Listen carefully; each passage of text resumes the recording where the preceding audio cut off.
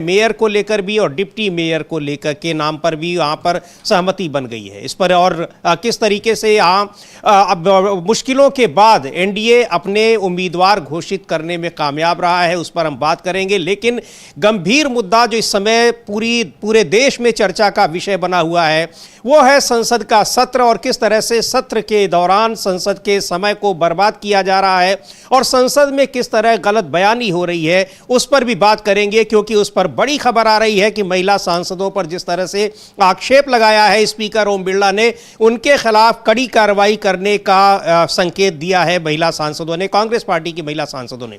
और इधर एक और बड़ी खबर यह है कि भारत और अमेरिका के बीच जिस ट्रेड डील की घोषणा कुछ दिन पहले अमेरिका के राष्ट्रपति डोनाल्ड ट्रंप ने की थी, उस पर ज्वाइंट स्टेटमेंट यानी संयुक्त बयान जारी कर दिया गया है। उस पर बुरी तरीके से घिरी हुई है सरकार। और इस दौरान प्रधानमंत्री नरेंद्र मोदी 2 दिन के अपने मलेशिया दौरे पर चले गए। पहले बात करते हैं महाराष्ट्र की राजनीति की। वहां पर आखिरकार गतिरोध समाप्त करने में कामयाब हुए हैं भारतीय जनता पार्टी और एकनाथ शिंदे की शिवसेना। लेकिन बताया जा रहा है कि गतिरोध अभी भी पूरी तरह से इसका पटाक्षेप नहीं हुआ है। अभी बहुत सारे इस पर जो चर्चाएं हैं चल रही हैं। मेयर को लेकर बीजेपी ने जरूर बाजी मार ली है, डिप्टी मेयर पर शिवसेना के कैंडिडेट को दे दिया गया है। लेकिन क्या ये जो गतिरोध था वो पूरी तरीके से खत्म हो गया है? अविनाश जी, बहुत मुश्किलों के बाद आखिरकार कैंडिडेट का अनाउंसमेंट तो हो गया है, लेकिन कैंडिडेट का अनाउंसमेंट भी हो गया।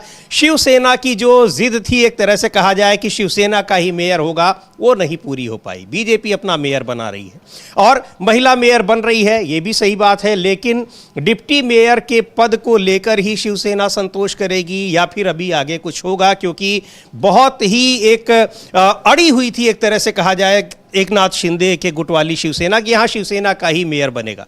नहीं, बिल्कुल, क्योंकि पिछले करीब 25-30 साल से मुंबई में खासतौर पर शिवसेना का मेयर ही चला आ रहा था और ये तय था कि अगर एकनाथ शिंदे की पार्टी का मेयर बनता तो फिर जो असली और नकली शिवसेना की जो लड़ाई चल रही थी वो पूरी तरीके से क्लियर हो जाती कि भाई असली शिवसेना एकनाथ शिंदे के पास में ही है, कि भाई जो मुंबई का मेयर शिवसेना का बना चला आ रहा है वो एकनाथ शिंदे की पार्टी का हो गया है। लेकिन बीजेपी, जिसके बारे में एक लगातार कहा जा रहा है कि शिंदे को धीरे धीरे करके खत्म कर रही है।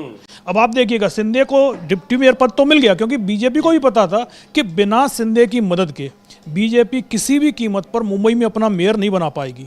तो इसीलिए डिप्टी मेयर पद उन्हें दिया गया है। लेकिन शिंदे डिप्टी मेयर पद को लेकर खुश नहीं है। वो उनका शुरुआत से ही कहना था कि भाई भले हमको 1 साल के लिए आप दे दो, लेकिन पहले साल के लिए मेयर पद शिवसेना का होना चाहिए, शिवसैनिक मेयर होना चाहिए, क्योंकि बाला साहब ठाकरे की जन्म शती चल रही है, तो कम से कम 1 साल के लिए मिल जाना चाहिए। लेकिन बीजेपी ने वो मेयर पद नहीं दिया।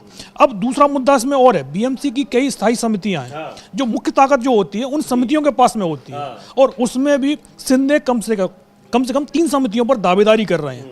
और उसमें शिक्षा समिति में मेन जो मुख्य है, उसमें अब ये देखते हैं, अब पहली दावेदारी तो उनकी खत्म हो गई है, अब आगे क्या करते हैं। और आप लगातार हम लोग ये देख रहे हैं कि जिस तरह से एक के बाद एक, सबसे पहले तो उनको मुख्यमंत्री की कुर्सी से ही हटा दिया गया, डिप्टी सीएम बनाया गया, अब मेयर का पद नहीं दिया जा रहा है, बहुत सारी नाराजगी दिख रही है। लेकिन फिर भी एकनाथ शिंदे की क्या मजबूरी है कि वो सरकार में बने हुए हैं, ये अपने आप में बहुत बड़ा सवाल है। लेकिन देखते हैं किस तरीके से आज घोषणा हुई है बीजेपी की। रितु तावड़े को बीएमसी के मेयर के पद के लिए नामित किया गया है और वहाँ जो डिप्टी मेयर का पद दिया गया है एकनाथ शिंदे के शिवसेना को।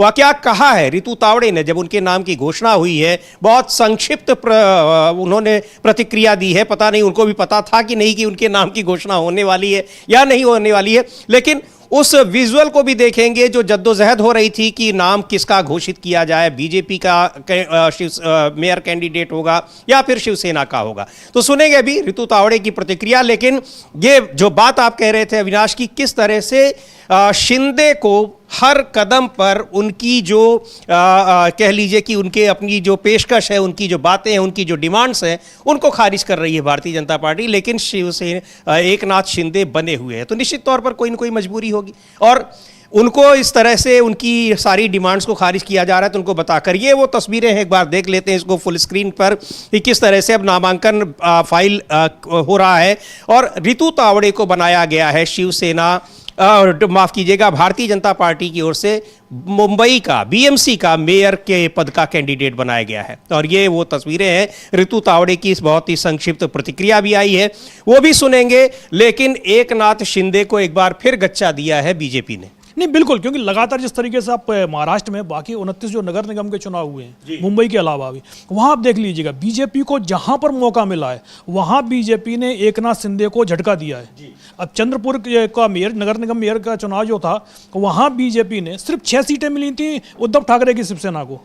सिर्फ 6 सीटों पर उद्धव ठाकरे की शिवसेना को बीजेपी ने डिप्टी मेयर का पद दे दिया और मेयर अपना बना लिया। जबकि शिंदे गुट के पास में भी वहाँ सीटें थी, लेकिन शिंदे को साथ नहीं लिया। एक तरीके से शिंदे को सीधा सीधा मैसेज दे दिया गया था कि अगर मुंबई में आप हमारे साथ नहीं आते हैं तो हमारे पास में उद्धव ठाकरे भी विकल्प है।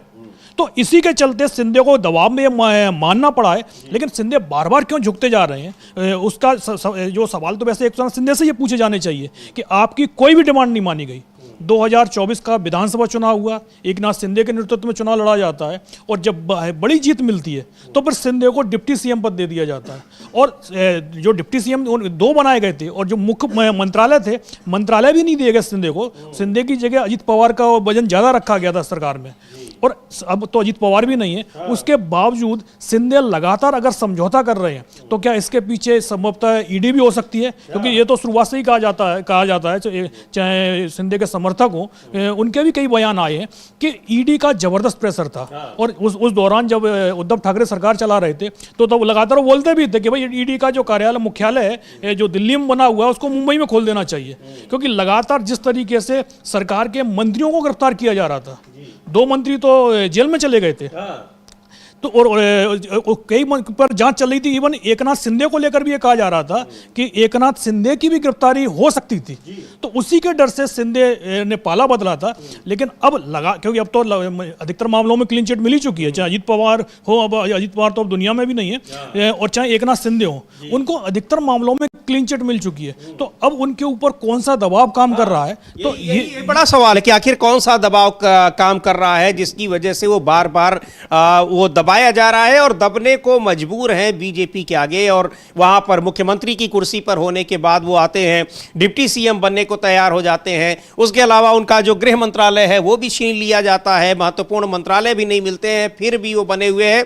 और एक बहुत बड़ी डिमांड जो बहुत ही एक तरह से कहा जाए कि इमोशनल डिमांड थी उनकी कि शिवसेना का मेयर बन जाए, आज वो डिमांड भी उनकी खारिज हो गई है। तो क्या होगा, लेकिन जैसा बता रहे हैं अविनाश जी की ये मुद्दा अभी शांत नहीं हुआ है, आगे अभी और भी क्या कुछ होगा, बहुत सारी परिस्थितियां अभी बनती दिखाई पड़ रही हैं।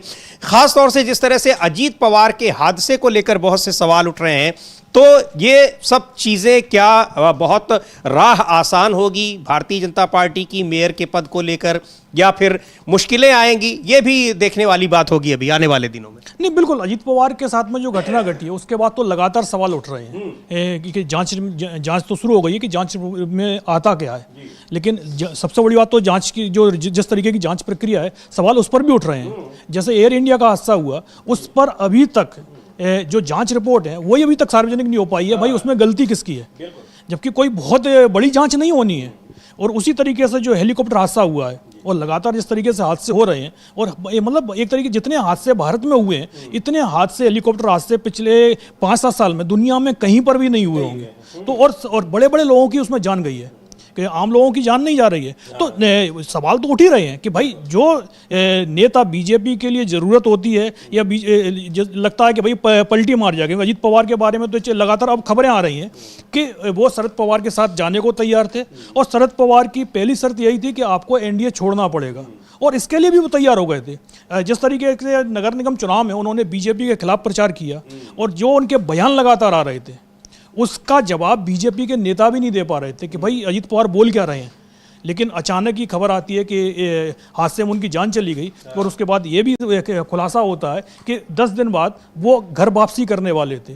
तो सवाल तो उठ ही रहे हैं कि भाई अजित पवार घर वापसी करने वाले होते हैं। सवाल उठ रहे हैं। कल तो संजय राउत ने पार्लियामेंट में कहा, राज्यसभा में ये बात की, और हादसे में किस तरीके से उनकी जान गई इसकी जांच होनी चाहिए। उन्होंने यहाँ तक कि उन्होंने जस्टिस लोया तक का नाम लिया।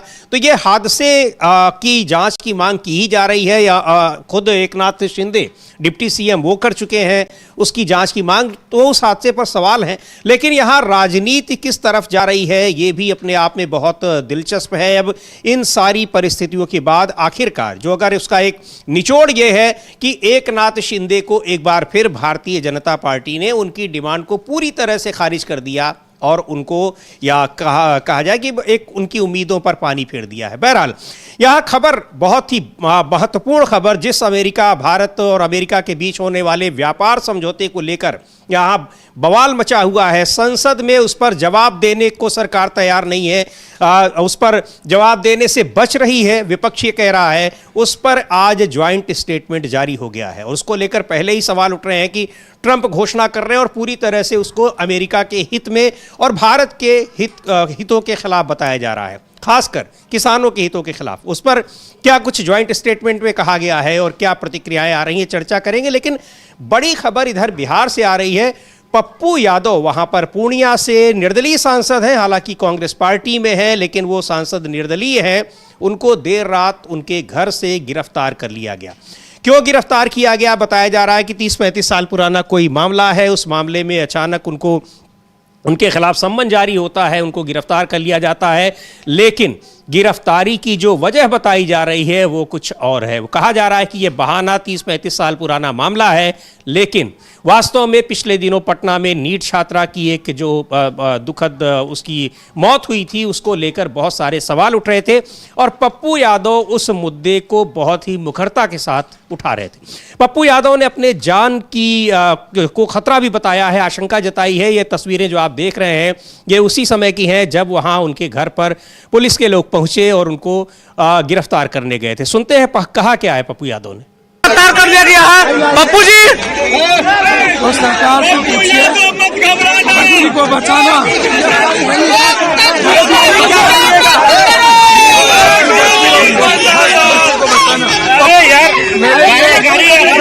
गोली खाने के बराबर मेरे साथ क्या होगा?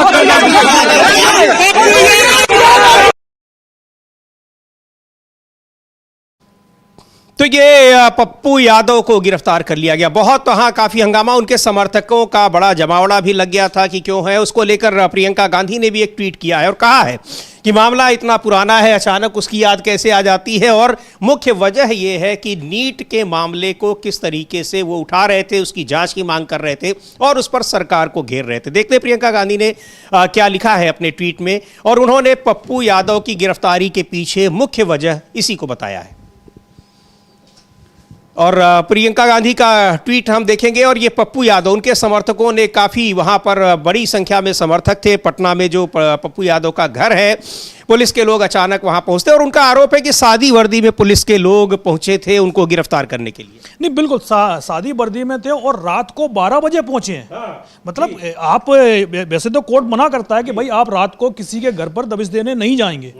और पप्पू यादव को आप किस मामले में गिरफ्तार करने के लिए गए? भाई एक कमरा उन्होंने जो लिखा है प्रियंका गांधी ने, उसका उन्होंने जो ट्वीट किया है कि पटना के हॉस्टल में नीट की तैयारी कर रही छात्रा के साथ रेप और हत्या का मामला झकझोर देने वाला है। ये केस सामने आने के बाद सरकार का रवैया उससे भी ज्यादा खौफनाक है। एफआईआर दर्ज होने से लेकर जांच और कार्रवाई तक सब कुछ संदिग्ध बना दिया गया है। ये सब किसे बचाने के लिए किया जा रहा है? हाथरस, उन्नाव से लेकर अंकिता भंडारी और पटना तक जहां भी महिलाओं के साथ अत्याचार होता है, भाजपा की सरकारें पीड़िता को न्याय दिलाने की बजाय आरोपियों के साथ खड़ी हो जाती हैं। इस केस में आवाज उठा रहे सांसद पप्पू यादव जी की गिरफ्तारी इसी असंवेदनशील रवैये की एक और कड़ी है। भाजपा और उनके सहयोगियों का एजेंडा स्पष्ट है, वे अन्याय और अत्याचार के साथ खड़े हैं। तो ये लिखा है प्रियंका गांधी ने। और राहुल गांधी ने भी इसी को लेकर, उन्होंने भी एक लंबा चौड़ा ट्वीट किया है और कहा है कि पप्पू यादव को गिरफ्तार करने का मुख्य मकसद यही है कि वो इस मुद्दे को उठा रहे थे जो नीट पटना में नीट छात्रा की एक मृत्यु हुई और कैसे हुई, किन परिस्थितियों में हुई, संदिग्ध मौत थी, आखिर क्या वजह रही। तो लिखा है राहुल गांधी ने कि पटना में नीट की आकांक्षी छात्रा की संदिग्ध परिस्थितियों में हुई मौत और उसके बाद की पूरी कार्रवाई ने एक बार फिर सिस्टम की गहरी सड़ांध को उजागर कर दिया है। पीड़ित परिवार ने जब निष्पक्ष जांच और न्याय की मांग की तो वही पुराना भाजपा एनडीए मॉडल सामने आ गया। केस को भटकाओ, परिजनों को प्रताड़ित करो और आरोपियों को सत्ता का संरक्षण दो। इस बेटी के लिए न्याय की आवाज बनकर साथी सांसद पप्पू यादव जी मजबूती से खड़े हुए। आज उनकी गिरफ्तारी साफ तौर पर राजनीतिक प्रतिशोध है, ताकि जवाबदेही मांगने वाली हर आवाज को डराया और दबाया जा सके। सबसे चिंताजनक तथ्य यह है कि यह घटना किसी एक मामले तक सीमित नहीं दिखती। ये एक भयावह साजिश है और खतरनाक पैटर्न की ओर इशारा करती है, जहां और भी बेटियां शिकार बन रही हैं और सत्ता इस खौफनाक सच्चाई से आंखें मूंद कर बैठी है। यह राजनीति नहीं, इंसाफ का सवाल है। यह बिहार की बेटी की इज्जत और सुरक्षा का सवाल है। तो कुल मिलाकर इसको लेके यही बातें हो रही हैं अविनाश जी की ये गिरफ्तारी इसी वजह से हुई है। नहीं तो 35 साल का केस अचानक उसका खुलना, सम्मन जारी होना, संसद का सत्र चल रहा है और उस सत्र के दौरान जब वो अपने घर देर रात पहुंचते हैं तो पुलिस का आना, गिरफ्तार कर लेना, वो भी सादी वर्दी में। नहीं, बिल्कुल जैसे आपने बताया कि एक तो संसद का सत्र चल रहा है और दूसरा एक बहुत बड़ा मुद्दा नहीं था, कोई हत्या का मुकदमा नहीं था, एक कमरा किराए पर लेने का मामला था और वो मामला 31 साल से चल रहा है। ऐसा नहीं कोई एकदम से FIR दर्ज हुई हो और तुरंत पुलिस वहां पहुंच गई हो। 31 साल पुराना एक कमरे का मुकदमा है, जो भी कब्जा नहीं किया है, किराए का मुकदमा है कि भाई आपने उस किराए पर लेकर और उस पर अपना कार्यालय खोल लिया। तो इस मुद्दे को लेकर 31 साल बाद अचानक अगर पप्पू यादव की गिरफ्तारी हो रही है तो कई सवाल तो उठेंगे। और सबसे बड़ी बात, रात को आप 12 बजे किसी के घर पहुंचते हैं 100 से ज्यादा पुलिसकर्मियों को लेकर। पप्पू यादव ने तो सवाल ही किया, भाई कोई बड़ी घटना घट गई है जो आप रात को हमारे पास में आ गए हैं। उनको तो पता ही नहीं था कि भाई उनको गिरफ्तार करने के लिए ये लोग पहुंच गए पुलिस वाले। और उसके बाद जिस तरीके से रात को आप गिरफ्तार करते हैं, भाई सांसद है, आप सुबह भी गिरफ्तार कर सकते थे। कोई कहीं भाग तो नहीं जाएगा, सीधा कहीं वो भाग रहे थे पप्पू यादव, वो तो अपने घर पर सो रहे थे और डेली मीडिया में आकर बयान उनके लगातार आ रहे थे। और खासतौर पर सरकार के खिलाफ, जैसे नीट की छात्रा वाला मामला है, उस मुद्दे को शुरुआत में तो पुलिस ने पूरी तरीके से खारिज करने की कोशिश की, उसको सुसाइड बता दिया गया कि भाई उसने कोई आत्महत्या कर ली है। लेकिन जब फॉरेंसिक रिपोर्ट्स, जांच रिपोर्ट सामने आई, उसके बाद पता चला कि भाई पुलिस इस पूरे मामले में पुलिस के हाथ ही रंगे हुए दिखाई दे रहे हैं। तो वहां तो सरकार कुछ एक्शन नहीं ले रही है, लेकिन जो लोग सरकार से सवाल उठा रहे हैं तो उनके मामले में पुराने केस खंगाले जा रहे हैं कि भाई इसके खिलाफ कोई पुराना ऐसा केस तो नहीं है जिसमें इसको जमानत नहीं मिल पाई है, और उन मुकदमों को लेकर आप गिरफ्तारी कर रहे हैं। जिस तरीके से पप्पू यादव को गिरफ्तार करके एक तरीके से आप अपने विरोधियों की आवाज दबाने की जो कोशिश कर रहे हैं, तो इससे सरकार को कोई कामयाबी मिलने वाली नहीं है। पप्पू यादव की गिरफ्तारी से नीट छात्रा की जो मौत हुई है वो मामला और ज्यादा गर्मा गया है। अब सरकार को जवाब देना है कि भाई आप किनके खिलाफ कार्रवाई कर रहे हैं। भाई कार्रवाई उन लोगों के खिलाफ होनी चाहिए जिन लोगों ने एक लड़की की, एक छात्रा की जान ली है, लेकिन आप पकड़ किसको रहे हैं? उन सांसद को पकड़ रहे हैं जो सरकार से सवाल पूछ रहा है कि उसकी जांच हो, क्यों हुआ, कैसे हादसा हुआ और किन परिस्थितियों में, यानी उससे जुड़े हुए मुद्दे जो कि सरकार उस पर घिरी हुई है। इसलिए अब यह है कि आवाज उठाने वाले को ही जेल में डाल दिया जाए। लेकिन सरकार की भी ये गलतफहमी है कि आवाज उठाने वाले को, एक व्यक्ति को आप जेल में डाल देंगे, कितनों को आप डाल देंगे, और जिसको आप जेल में भी डालेंगे तो ऐसा नहीं है कि वो खामोश हो जाएगा। पर सरकार को ऐसा लगता है कि शायद वो डरा देंगे, धमका देंगे, लेकिन कितने कामयाब होंगे ये लगातार दिखाई पड़ रहा है। चाहे जो भी मामला हो, जिन मामलों का जिक्र कर रही हैं प्रियंका गांधी, चाहे हाथरस का हो, चाहे उन्नाव का हो, या फिर अभी अंकिता भंडारी का हो, आखिरकार सरकार को दबना पड़ेगा ही और मामले की सच्चाई तो बाहर निकल कर आएगी। हाँ, आप थोड़े दिनों के लिए उसको आप भटका जरूर सकते हैं। नहीं, बिल्कुल, सबसे बड़ी बात तो ये, आप अगर अपने विरोधियों पर कार्रवाई करेंगे तो फिर जो मुख्य मुद्दा है, भाई अब सबको पता है कि पप्पू यादव की गिरफ्तारी क्यों हुई है। अभी तक जो मामला सिर्फ बिहार में ही एक तरीके से तूल पकड़े हुए था, आज दिल्ली में भी ये सवाल पूछा जा रहा है कि भाई पप्पू यादव की गिरफ्तारी क्यों की गई। तो पता चल रहा है कि भाई नीट मामले में एक छात्रा की मौत हुई है और उसको लेकर ये कार्रवाई हुई है। भाई पप्पू यादव ने सिर्फ ये कहा है आप आरोपियों को पकड़िएगा जिन लोगों के चलते उस छात्रा की जान गई है। आप सबसे पहले तो ये कि एक हत्या को आत्महत्या का रूप दिया गया सबसे पहले तो भाई किन लोगों ने किया ये काम, उन पर कार्रवाई होनी चाहिए। और जिन लोगों ने उसको हत्या की है लड़की की, उनके पर अभी तक क्या एक्शन हुआ है? अगर सत्ता पक्ष विरोधी दल से जुड़ा हुआ कोई भी शख्स सामने आ जाता तो अब तक क्या तो बुलडोजर चल जाता। हमारे सम्राट चौधरी तो बोलते थे कि भाई यहाँ पर भी हम बुलडोजर चलाएंगे, लेकिन कहाँ है आपके वो बुलडोजर? भाई इससे तो यही लग रहा है कि भाई जो आरोपी हैं वो कहीं ना कहीं सत्ता पक्ष से जुड़े हुए लोग हैं। उनको बचाने की कोशिश जिस तरीके से शुरुआत से ही की गई है कि भाई सबसे पहले आप उसको आत्महत्या का रूप दे रहे हैं, तो साफ दिख रहा है कि जो आरोपी हैं उनको बचाने की कोशिश सरकार की तरफ से हर कदम पर की गई है। इसीलिए आपके बुलडोजर भी नहीं दिखाई दे रहे हैं, और जो लोग सवाल उठा रहे हैं आप उनके घर पर ही बुलडोजर लेकर पहुंच रहे हैं। बिल्कुल, उनको आप गिरफ्तार कर रहे हैं, सवाल पूछने वाले को, और सवाल पूछने वाले को हर जगह कोशिश की जा रही है कि उसकी आवाज कैसे दबाई जाए। यहां सांसद पप्पू यादव को गिरफ्तार कर लिया गया।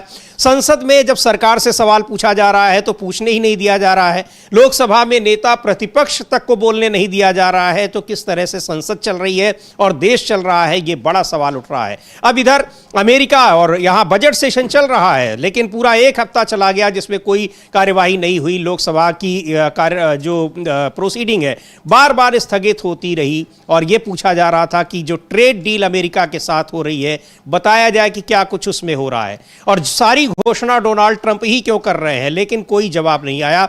आज उस पर ज्वाइंट स्टेटमेंट जारी किया गया है पीयूष गोयल जो वाणिज्य मंत्री हैं और अमेरिका की ओर से, और उसको लेकर फिर सवाल उठ रहे हैं कि सारी घोषणा पहले ही कर दी थी डोनाल्ड ट्रंप ने। क्या कुछ कहा है? कांग्रेस पार्टी ने एक ट्वीट किया है और देखते हैं उस पर सारी बहुत एक विस्तार से बताया है कि किस तरीके से भारत के हितों के खिलाफ है ये डील, लेकिन सरकार के सामने न जाने कौन सी मजबूरी है कि ये इस डील को करने को बाध्य है। ये कांग्रेस लिख रही है कि अमेरिका के साथ हुई ट्रेड डील को लेकर ज्वाइंट स्टेटमेंट आ गया है। इसे देखकर साफ कहा जा सकता है कि मोदी ने अमेरिका के हाथों देश बेच दिया है। इस डील से भारत के किसानों, व्यापारियों, उद्योगों को भारी नुकसान होगा। बयान के मुताबिक अमेरिका हमसे 18% टैरिफ वसूलेगा, जो पहले 3% से कम होता था। भारत अमेरिका से आने वाले सामानों पर टैरिफ हटाएगा या कम करेगा। वैसे जैसे अमेरिका से आने वाले खेती से जुड़ी बड़ी संख्या में सामानों पर टैरिफ नहीं लगेगा। अमेरिका के फल, ड्राइड डिस्टिलर्स, ग्रेन्स, पशु चारा के लिए लाल ज्वार, ड्राई फ्रूट पर टैरिफ हट जाएगा। भारत इस बार भी मान गया है कि अमेरिकी फूड और खेती किसानी के उत्पादों पर नॉन टैरिफ बैरियर को हटाया जाएगा। मतलब कि भारत अपने बाजार को पूरी तरह अमेरिका के लिए खोल रहा है।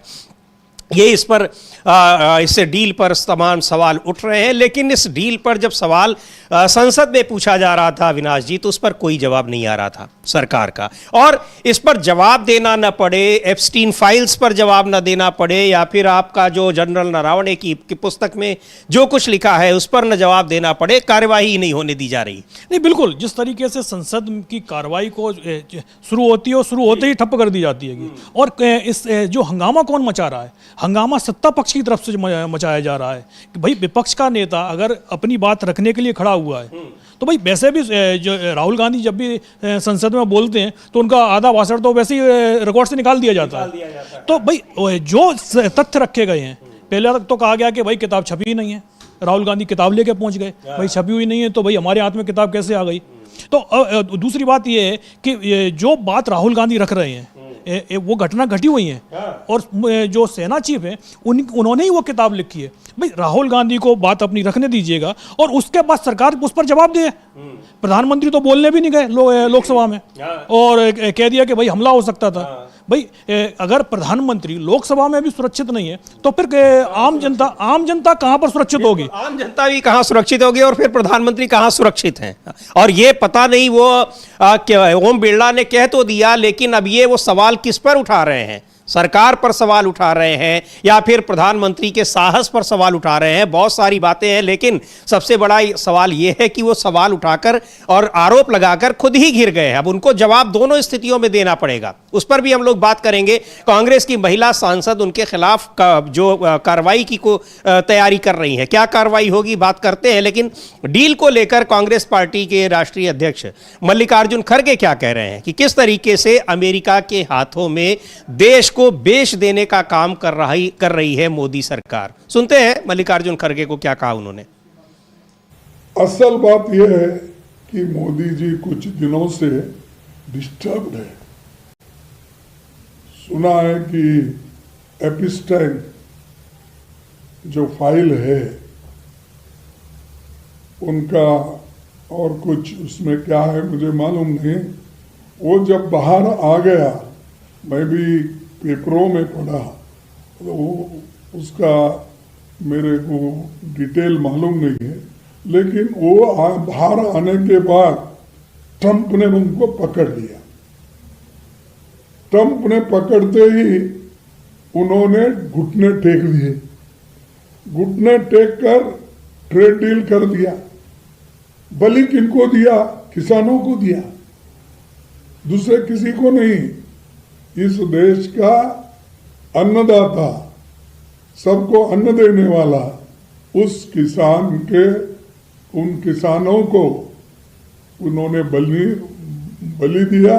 और यहाँ पर उनके जो वहाँ के एग्रीकल्चरिस्ट हैं उनको यहाँ आने के लिए उन्होंने न्योता दिया और हमारे लोगों को गरीब बना रहा, और वहाँ रूरल अमेरिका के जो एग्रीकल्चरिस्ट है उनको अमीर बना रहा। और वो खुद कहती है, उनके जो फॉरेन सेक्रेटरी है यानी फाइनेंस मिनिस्टर, वहाँ के एग्रीकल्चर मिनिस्टर, उन्होंने बहुत खुश है। उन्होंने बोला कि हमारे पास खूब पैसा आएगा, रूरल अमेरिका की इकोनॉमी डेवलप हो जाएगी। ये मंशा उनका है।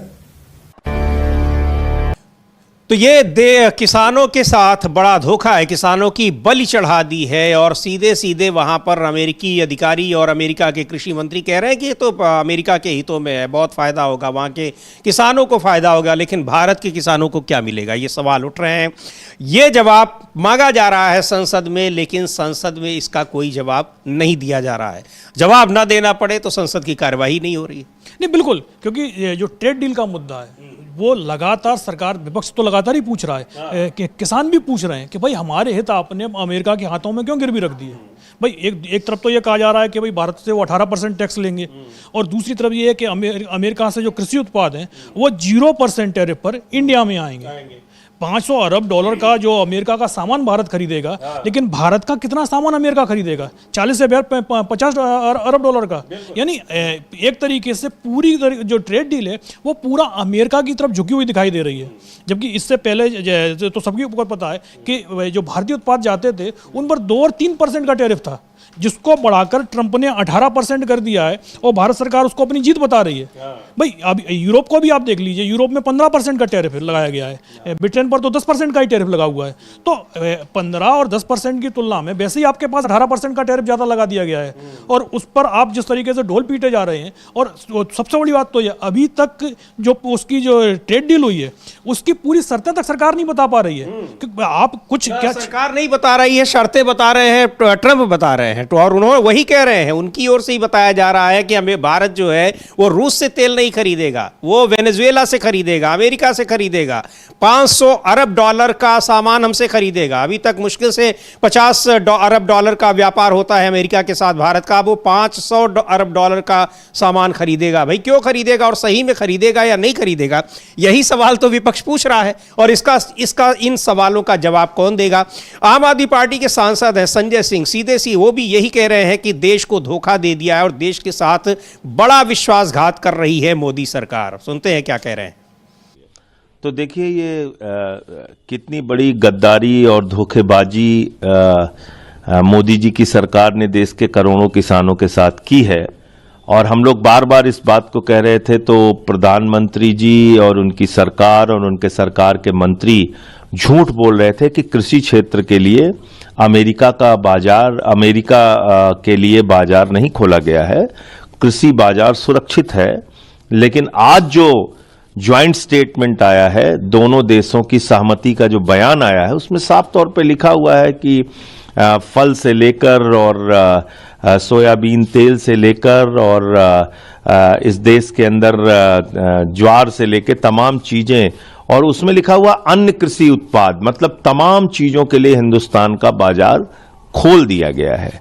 यानी अब देश का वो किसान जो अपना जीवन यापन कृषि के माध्यम से करता है, वो देश का किसान जो अमेरिका के किसान से कैसे प्रतियोगिता करेगा समझ के बाहर है, क्योंकि वहां तो करोड़ों की सब्सिडी मिलती है किसानों की। वहां के किसान को सालाना करोड़ों की सब्सिडी मिलती है, एक एक किसान को 1-1 करोड़ की सब्सिडी मिलती है। और आप कल्पना कीजिए कि हिंदुस्तान का बड़े से बड़ा किसान 1 करोड़ रुपए सालाना बचाता नहीं होगा, बचत नहीं होती होगी। यहां गेहूं बेच के बच्चे की फीस भरते हैं लोग। हिंदुस्तान का किसान अनाज बेच के अपनी बेटी की शादी करता है। तो आपने इतना हिंदुस्तान के किसानों के पीठ और पेट पे लात क्यों मारी है आपने? दूसरी बात, आपने रूस से तेल खरीदना लगभग बंद कर दिया है, अखबारों में आज उसकी खबर भी छपी है। तो क्या भारत का तेल मंत्री ट्रंप है? वो तो पहले ही बता चुका था, तब ये लोग झूठ बोल रहे थे। वो तो पहले कह दिया था कि रूस से अब तेल तुम नहीं खरीदोगे, अब अमेरिका से और वेनेजुएला से तेल। तो क्या भारत की पॉलिसीज देश के करोड़ों लोगों के स्वाभिमान और सम्मान को इस तरह से मोदी जी ने गिरवी रख दिया है? आप कल्पना कीजिए कि रूस से सस्ता तेल नहीं खरीदकर अमेरिका और वेनेजुएला से महंगा तेल खरीदने जा रहे हैं मोदी जी। क्यों खरीदने जा रहे हैं? और इससे कितना घाटा हिंदुस्तान की जनता को भुगतना पड़ेगा? 80,000 करोड़ रुपए का सालाना बोझ देश की जनता के ऊपर पड़ेगा। तो यह समझौता देश के साथ विश्वासघात है। ये वही लोग हैं जो स्वदेशी का नारा देते थे। ये वही लोग हैं जो अभी कुछ दिन पहले कहते थे स्वदेशी अपनाओ, आत्मनिर्भर भारत, ये देश नहीं बिकने दूंगा। क्या हुआ इन नारों का? आपने तो देश को बेच दिया। किस दबाव में बेचा? एप्स्टीन फाइल में नरेंद्र मोदी जी का नाम आया। यह है सबसे बड़ा दबाव का कारण। अडानी भ्रष्टाचार के मामलों में अमेरिका में फंस गया, यह है दबाव का कारण।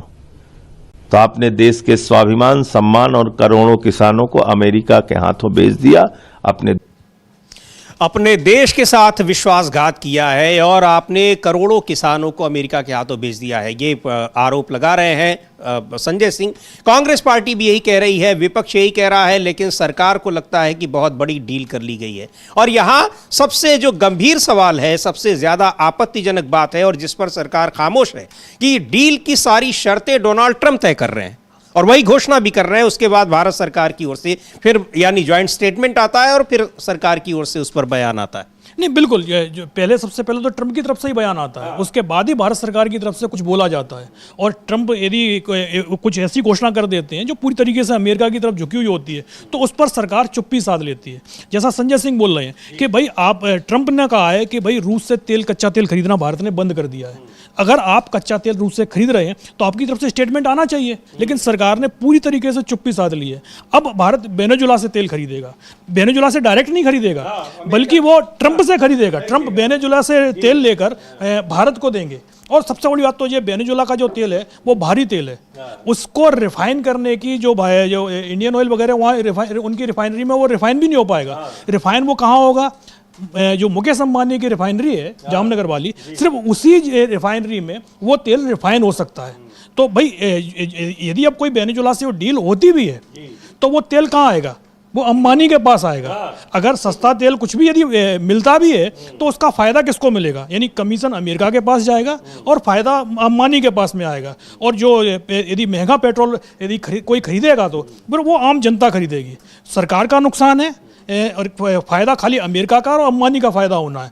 जो रूस की से जो सस्ता तेल मिल रहा था वो जो इंडियन ऑयल कंपनियां हैं, सरकारी कंपनियां हैं, वहाँ पर भी वो रिफाइन हो सकता था। लेकिन आप वो सस्ता तेल छोड़कर आप वेनेजुएला के पास में जा रहे हैं ताकि अमेरिका को फायदा हो सके, ताकि 500 अरब डॉलर जो डोनाल्ड ट्रंप ने बोला है कि इतना सामान भारत खरीदेगा, भाई इतना तो भारत का पूरा टोटल ट्रेड नहीं है 500 अरब डॉलर का, जितना खाली उसको अमेरिका के साथ ही करना है। तो अब उसके लिए जरूरी है कि हर जरूरत की चीज़ भारत अमेरिका से ले और यहाँ तक कि अपना जो लोकल जो मैन्युफैक्चरर हैं उनका भी एक तरीके से काम खत्म करके वो सारी डीलें अमेरिका से ही करना शुरू करें। तो अब वो सब चीज़ें दिखाई भी दे रही हैं, जिस तरीके से डोनाल्ड ट्रंप की तरफ से लगातार ऐलान हो रहे हैं कि भाई अब इस तरीके से ट्रेड डील हुई है। जैसे हर घोषणा आमतौर पर ये होता है जब 2-25 समझौते होते हैं तो दोनों देशों की तरफ से एक साथ घोषणा होती है, लेकिन यहाँ तो सिर्फ और सिर्फ एक ही तरफ से घोषणाएं हो रही हैं और दूसरी तरफ से सिर्फ सफाई आती है और दूसरी तरफ से फिर उसकी स्वीकृति आती है कि हाँ ये हो गया है। यही सवाल बहुत बड़ा सवाल है और संजय सिंह सीधे तौर पर कह रहे हैं, हालांकि उस दिन पार्लियामेंट में राहुल गांधी ने भी कहा था वहाँ सदन के परिसर के बाहर जब वो बात कर रहे थे पत्रकारों से कि उसका मुख्य कारण यही है, एप्स्टीन फाइल्स में नाम आना, जनरल नरवणे की किताब पर वो ना बोल पाना, बुरी तरीके से घिरे हुए हैं और यहां पर अडानी के व्यापार को बचाना है, उनको फायदा पहुंचाना है, यह सबसे बड़ा कारण है। उसके लिए चाहे देश के हितों को गिरवी रख देना पड़े।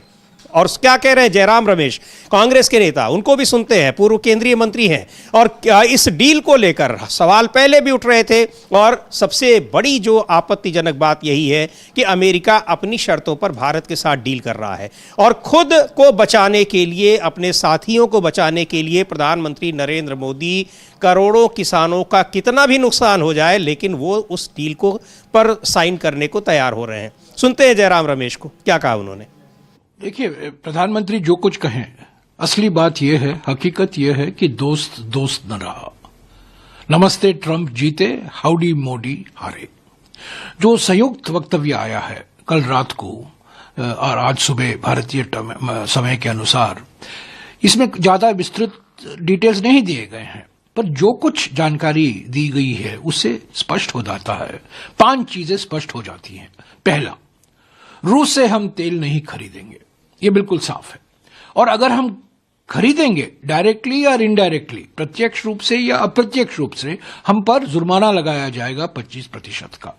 ये अलग से एक वक्तव्य आया है कल व्हाइट हाउस का। दूसरा, हमने हमारी हम जो आयात करते हैं, कृषि उत्पादन जो आयात करते हैं, उस पर जो हम कर लगाते हैं, जो ड्यूटी लगाते हैं, वो हम घटाएंगे या हटाएंगे अमेरिका से आयात के लिए। यानी कि अमेरिकी किसान को हम फायदा पहुंचाएंगे पर भारतीय किसान को नुकसान होगा। कौन कौन से चीज आएंगे, कौन कौन से उत्पादन आएंगे, इसका कोई विस्तृत जानकारी नहीं दी गई है, पर यह कहा गया है, साफ कहा गया, पहला बिंदु कहा गया है कि ड्यूटी हटाएंगे या घटाएंगे। इसका माने क्या है कि अमेरिकी किसान को फायदा पहुंचाएंगे और भारतीय किसान को हम नजरअंदाज करेंगे, उनको चोट पहुंचाएंगे। तीसरा जो हम कहते, अमेरिका कहता है और ये संयुक्त वक्तव्य कहता है, आज जो हम आयात करते हैं अमेरिका से, अगले 5 साल में हर साल आयात 3 गुना बढ़ेगा, भारत का 3 गुना बढ़ेगा। तो हम खरीदेंगे अमेरिका से, यानी कि जो आज व्यापार अधिशेष है वो व्यापार घाटे में बदल जाएगा। आज व्यापार अधिशेष होता है भारत का, अमेरिका के जो हमारे व्यापार संबंध है उसमें हमारा अधिशेष है, ट्रेड सरप्लस है। इस समझौते के बाद में हमारा व्यापार घाटा हो जाएगा। ये तीसरी बात है। चौथी बात, आईटी और सर्विस इंडस्ट्री के बारे में बिल्कुल चुप है। उस पर कई सवाल किए गए हैं, उस पर कई वक्तव्य आ रहे हैं सेनेटर से, सरकार की ओर से, H1B को लेकर, जो ऑफशोरिंग होता है उस पर कोई बात नहीं की गई है। और 5वीं बात यह है कि जो हम निर्यात करते हैं उस पर तो ड्यूटी तो बढ़ रहा है, इससे तो हम भाग नहीं सकते। तो मेरे विचार में, हमारे ख्याल में ये बिल्कुल साफ हो गया है कि ये ट्रेड डील अमेरिका के हित में है। अमेरिका ने हम पर दबाव बरकरार रखा है। 10 मई को राष्ट्रपति ट्रंप ने कहा था कि मैंने ऑपरेशन सिंदूर रुकवाया है और करीब 90 बार उन्होंने उसको दोहराया है। लगातार दबाव रखा है और मजबूरी में हमें झुकना पड़ा है। हम झुके हैं, इसमें कोई दो राय नहीं हो सकती। अभी सब डिटेल आएंगे तब बिल्कुल दूध का दूध, पानी का पानी हो जाएगा। तो आप लोगों का मुद्दा तो आपने पूरे इसके जब से सदन की शुरुआत हुई है और इस डील की बात सामने आ रही है तो आप लोग लगातार एजिटेट। बिल्कुल, आप देखिए, क्रोनोलॉजी समझिए। 2 तारीख को राहुल गांधी जी नेता प्रतिपक्ष लोकसभा में मुद्दा उठाते हैं देश की सुरक्षा को लेकर।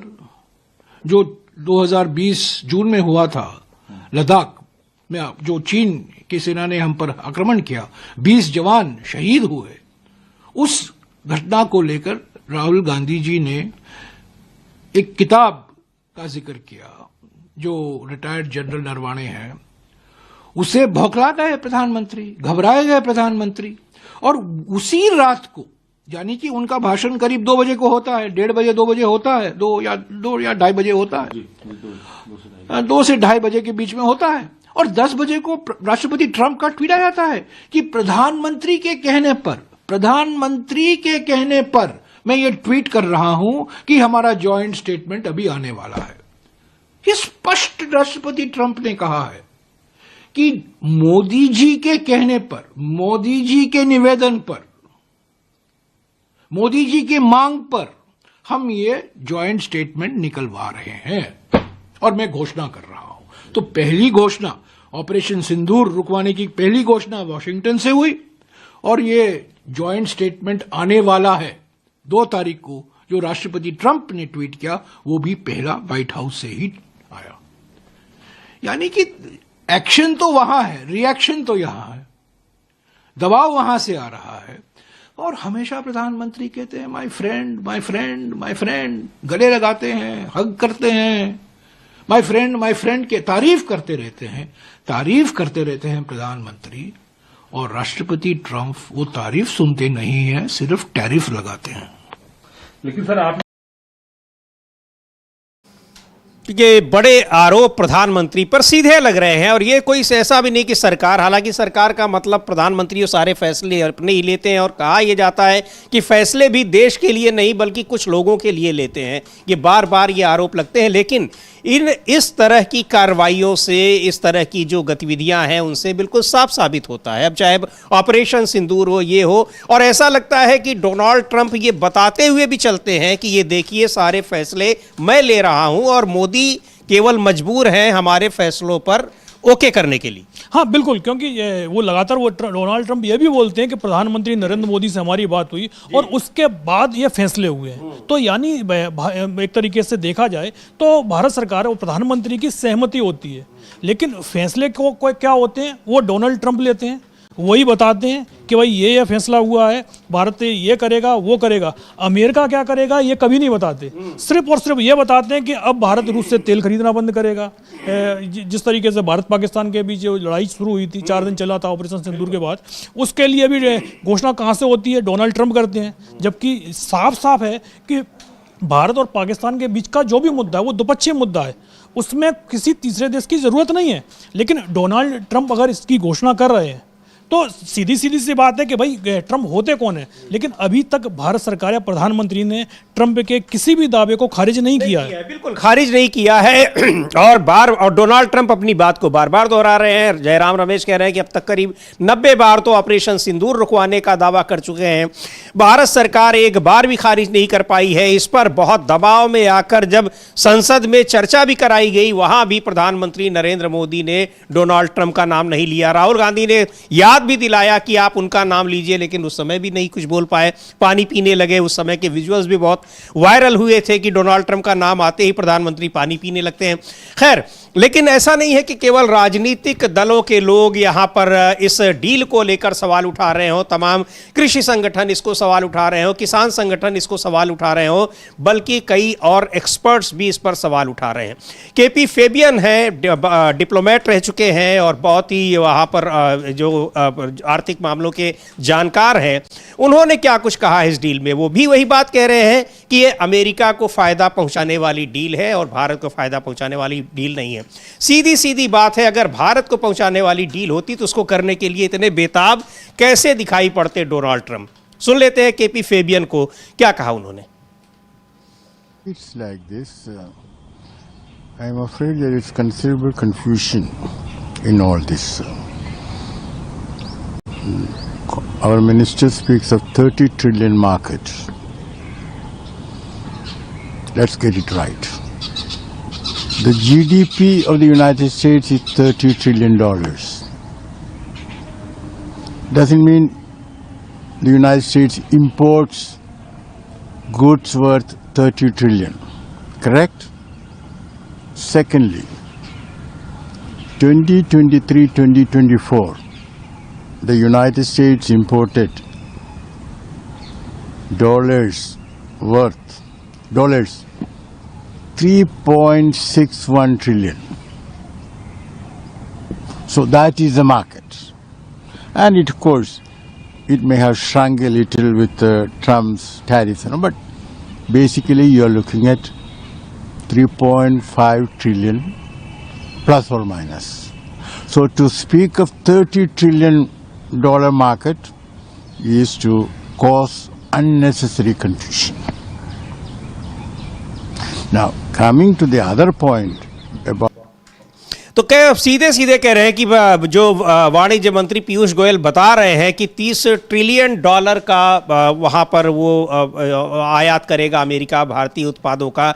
$30 ट्रिलियन तो वहाँ की कुल जीडीपी नहीं है अमेरिका की। कहाँ से ये आंकड़े आ रहे हैं? पूरा विस्तार में उस चीज़ को बता रहे हैं। केपी फेबियन, उनका किसी राजनीतिक पार्टी से नहीं कोई मतलब है, वो डिप्लोमेट रह चुके हैं, यानी राजनयिक रहे हैं, तमाम देशों में उन्होंने काम किया है और जो डिप्लोमेसी है और इकोनॉमिक मैटर्स हैं उनकी जानकारी रखते हैं। वो इस पर सवाल उठा रहे हैं कि जो बयान भी दिया जा रहा है बहुत अपने आप में भ्रामक बयान है। सीधे सीधे यही कह रहे हैं। नहीं, बिल्कुल, क्योंकि भारत की जो जीडीपी है वो 4 ट्रिलियन की है। नरेंद्र मोदी ने बोला था, प्रधानमंत्री ने, कि भाई हम 2022 में इसको 5 ट्रिलियन कर देंगे, लेकिन 2026 आ गया है, 5 ट्रिलियन तो अभी भी नहीं हो पाई है। लेकिन जिस तरीके से पीयूष गोयल अगर बोल रहे हैं कि $30 ट्रिलियन का सामान अमेरिका भारत से खरीदेगा, तो भाई इतनी जीडीपी तो आपकी है भी नहीं। जो आपकी जीडीपी है उससे 7-8 गुना ज्यादा अमेरिका आपसे मतलब ट्रेड करेगा। तो आपको पहले बताना होगा कि भाई आप इतना ट्रेड करने लायक स्थिति आपके पास इंफ्रास्ट्रक्चर है भी है कि नहीं है, कि आपने सीधा सीधा बस खाली ये बोल दिया कि भाई $500 अरब यदि डोनाल्ड ट्रंप बोले हैं तो हमको उससे बड़ा आंकड़ा लेके आना है। लेकिन इतना बड़ा आंकड़ा आप लेके आ जाएंगे कि अब आपकी सरकार से ही पूछा जा रहा है भाई 30 ट्रिलियन में जीरो कितने होते हैं, कि आपने सीधा सीधा बोल दिया है कि $30 ट्रिलियन का उत्पाद अमेरिका खरीदेगा। भाई इतनी तो आपकी जीडीपी भी होनी चाहिए ना भाई, उसमें से कुछ हिस्सा होता है कि भाई यदि भारत की जीडीपी अभी $100 ट्रिलियन की होती तो आप एक बार बोल भी देते कि भाई $30 ट्रिलियन का सामान अमेरिका खरीदेगा। भाई $4.5 ट्रिलियन की जीडीपी है और उसमें आप कह रहे हैं कि सिर्फ और सिर्फ अमेरिका को हम $30 ट्रिलियन का निर्यात करेंगे। और भाई यदि इतना और $30 ट्रिलियन का आप यहाँ कर रहे हैं, $30 ट्रिलियन का आप फिर यूरोपियन यूनियन को बोलने लगेंगे कि भाई आपका सबसे बड़ा ट्रेड पार्टनर तो यूरोपियन यूनियन है, अमेरिका नहीं है। अमेरिका से ज़्यादा सामान आप यूरोपियन यूनियन को एक्सपोर्ट करते हैं। तो भाई आपकी जीडीपी कहाँ है कि आप क्या 100 करोड़ की जीडीपी हो गए हैं? कौन सा सामान आप इतने $30 ट्रिलियन का आप उसको देंगे? बहुत सारे वही आंकड़ों में आप कैसे घालमेल कर रहे हैं, कंफ्यूजन क्रिएट कर रहे हैं। और दुर्भाग्य की बात है कि ये सरकारी आंकड़े हैं, देश के वाणिज्य मंत्री इस तरह के आंकड़े दे रहे हैं, लेकिन यहाँ तो देश की संसद में प्रधानमंत्री ही गलत तथ्यों की बयानी कर रहे हैं। वो आरोप लग रहे हैं कि जो तथ्यहीन बातें हैं, यानी जो एक फेक न्यूज़ चलती है उसको जाकर वहाँ बोल देते हैं, वहाँ आरोप लग रहा है। और इन सवालों का जवाब न देना पड़े इसके लिए संसद की कार्रवाई नहीं हो रही है।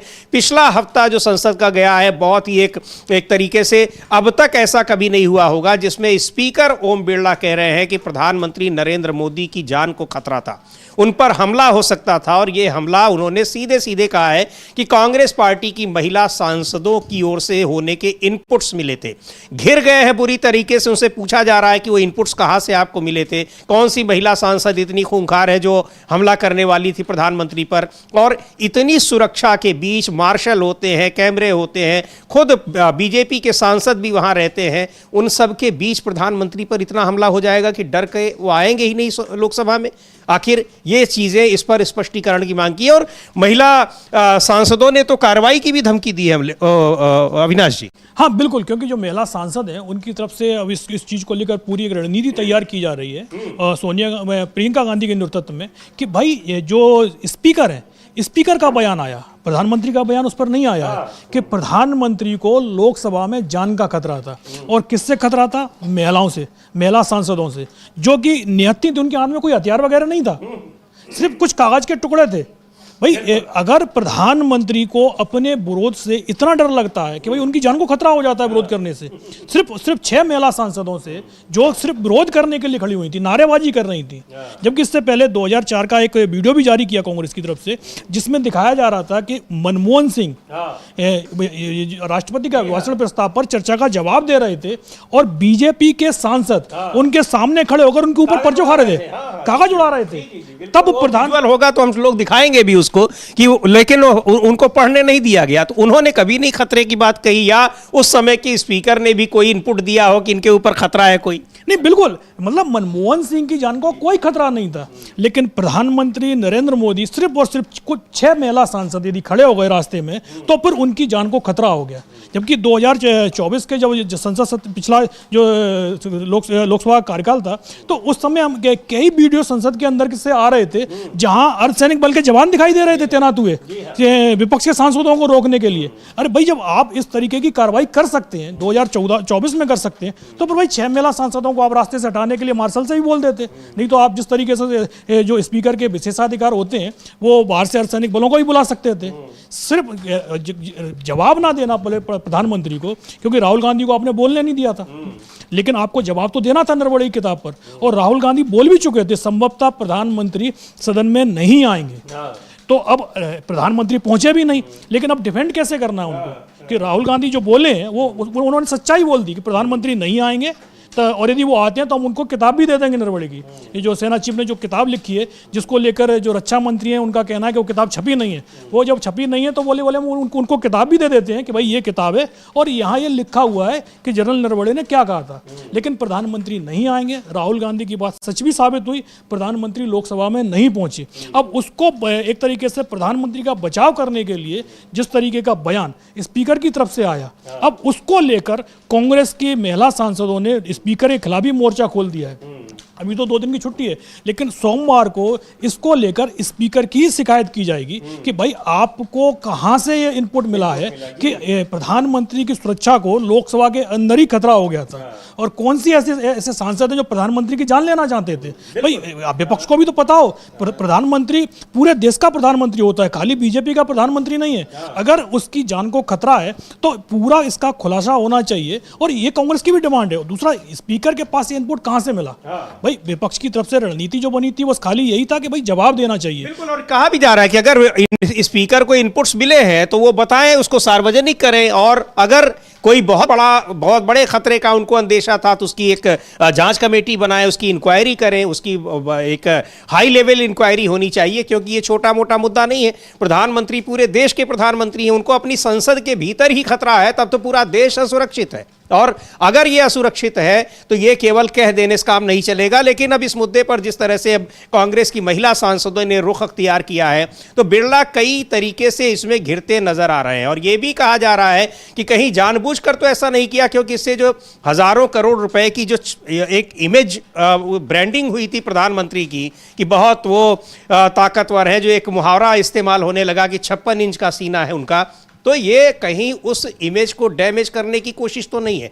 अब क्या है क्या नहीं है, ये सारी चीज़ें तो जांच के बाद ही पता लगेंगी, लेकिन इस मामले में ये बयान देकर घिर गए हैं। पर वास्तविकता ये है, जो कहा जा रहा है कि तमाम ज़रूरी मुद्दों से पर नहीं बोलना चाह रहे थे प्रधानमंत्री, या उनके पास बोलने के लिए तथ्य नहीं थे, बातें नहीं थी, क्योंकि सवाल बड़े गंभीर हैं, बुरी तरीके से उन सवालों में घिरे हुए हैं, तो वो एक बहाना बनाया गया। सुनते हैं, पवन खेड़ा कांग्रेस पार्टी के नेता हैं, क्या कह रहे हैं, क्या कुछ हुआ, संसद में बोलने से क्यों बच रहे थे, और आखिरकार आए भी नहीं बोलने के लिए, उसको लेकर।